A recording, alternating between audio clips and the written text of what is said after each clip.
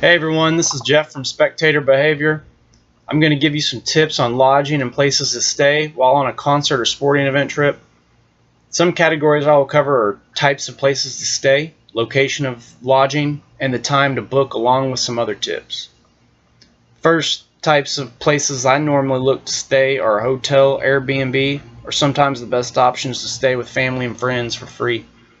Hotels give you a lot of flexibility, especially with checking in and out at obscure times. Airbnbs are normally cheaper than hotels and can be a great option for a bigger city. However, family and friends are the cheapest because they won't charge you and shouldn't charge you. Another option, if you're trying to travel inexpensively and don't know anyone, you could try Couchsurfing.com. I have never used it, but I have met people who talk very highly of it. They screen both the hosts and the surfers beforehand.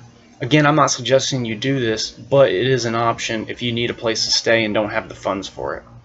Another one I just heard of that I have no experience with is FarmStay US. This could be an experience nonetheless and a lot more affordable than staying in an expensive hotel at a big city. Lodging is going to be more expensive the closer you get to cities. If I stay in a hotel, I normally stay about 20 to 30 minutes outside the city, drive in. If I fly, it's a good time to look for an Airbnb near the city or a public transportation outlet. Time to book lodging, more times than not, is early. The saying, early bird gets the worm, rings true, especially with booking lodging. If you were, wanting to stay for a big event, the later you wait, the more time the price will rise. A lot of times you can book before a big event is announced or before hotels or other Airbnb hosts think to raise the price. Some general tips with lodging are read the reviews. Make sure that people have signaled that this place is a good place. Especially if you're booking this, you need to make sure that it's clean and safe. Everyone has different preferences, but I normally tend to stay at more affordable places. Priceline, Hotwire, other discount sites for lodging are a good way to start looking in that type of price range. I know for SEC football and some other major Power 5 conference teams can drive the price of hotels to outrageous numbers, so you have to be resourceful when looking for places to stay.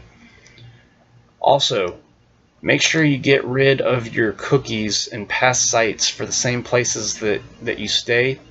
This is basically leaving breadcrumbs to your data and how much you are willing to pay for things. You ever wonder why stuff you buy pops up as an advertisement on other sites?